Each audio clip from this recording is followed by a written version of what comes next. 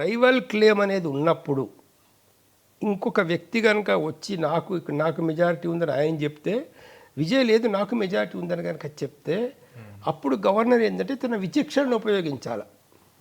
ఇక్కడ నీకు విచక్షణ ఏమున్నది అంటే నీకు విచక్షణ ఉపయోగించాల్సిన అవసరం ఏముంది? ఇక్కడ విషయం ఏంటంటే నీవు ఏతుందో లేదు నువ్వు 108 మందిని తీసుకొచ్చి చూపించు నా ముందర, 118 మందిని నా ముందు చూపించు, లేకుంటే 118 మంది లిస్టు నాకు ఇవ్వు అని అంటే 118 మంది యొక్క సపోర్ట్, మెజారిటీ సపోర్ట్ ఉన్నదా లేదా అనేది తేల్చాల్సింది అసెంబ్లీలో. అదే బల నిరూపణ అనేది అసెంబ్లీలో జరగాలి. ఫ్లోర్ ఆఫ్ ది హౌస్ బల నిరూపణ అనేది అసెంబ్లీలో జరగాలి.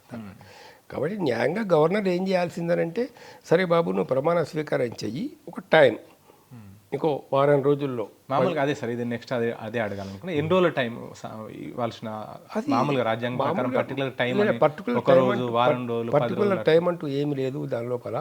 పర్టికులర్ టైం అంటే కొన్ని ఈవెన్ నెక్స్ట్ డే కూడా కూలిపోయిన ప్రభుత్వాలు ఉన్నాయి. కర్ణాటకలో కానీ, మహారాష్ట్రలో కానీ, ఇంకో దగ్గర కానీ అందులో కొన్ని ఇట్లా అవుతుందో ఒక వారం రోజుల తర్వాత, 15 రోజుల తర్వాత జరిగింది. సరైన బలం లేక, బల నిరూపణ చేసుకోలేక. కాబట్టి అదంతా ఇతని మీద ఆధారపడి ఉంటుంది. గవర్నరు ఆయన రీజనబుల్ టైం ఇవ్వచ్చు. ఇప్పుడు తమిళనాడు లాంటి కేసులో 10-15 రోజులలో మీరు మెజార్టీ రుజువు చేసుకోవాలి అని చెప్పేసి చెప్పచ్చు అన్నట్లు.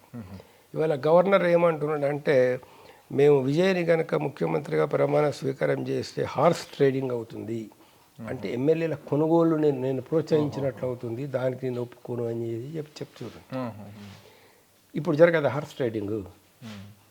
ఇప్పుడు నువ్వు విజయాన్ని విలువలేదు, లేదా పళనిస్వామి లేకపోతే స్టాలిన్ గ్రూప్ వాళ్ళు, ఇంకో గ్రూప్ వాళ్ళు, ఈ టీవీకే పాపం అంతా చిన్న ఎమ్మెల్యేలు ఉన్నారు అక్కడ. ఇది ఆటో డ్రైవర్లు, కారు డ్రైవర్లు, చిన్న వాళ్ళు. మేము మనిషికో 10 కోట్లు ఇస్తామని చెప్పేసి వీళ్ళకి ఒక 30 మందిని వాళ్ళు తీసుకునే అవకాశం లేదా? అదంతా ఏంటి హార్స్ ట్రేడింగ్ విజయ్ చేస్తుంటే ఎందుకు అనుకుంటున్నారు? మిగతా వాళ్ళు చేయరని ఎందుకు ఎట్లా చెప్తున్నాడు గవర్నర్? ఎమ్మెల్యేల కొనుగోలు చేసే కెపాసిటీ యాక్చువల్గా టీవీకే పార్టీకి ఉన్నదా, డిఎంకే పార్టీకి ఉన్నదా, ఏఐడిఎంకే పార్టీకి ఉన్నదా? ఆర్థిక సత్తా కూడా ఒక రకంగా చెప్పాలనుకుంటే వాళ్ళ ముందు ఈ టీవీకే అంతా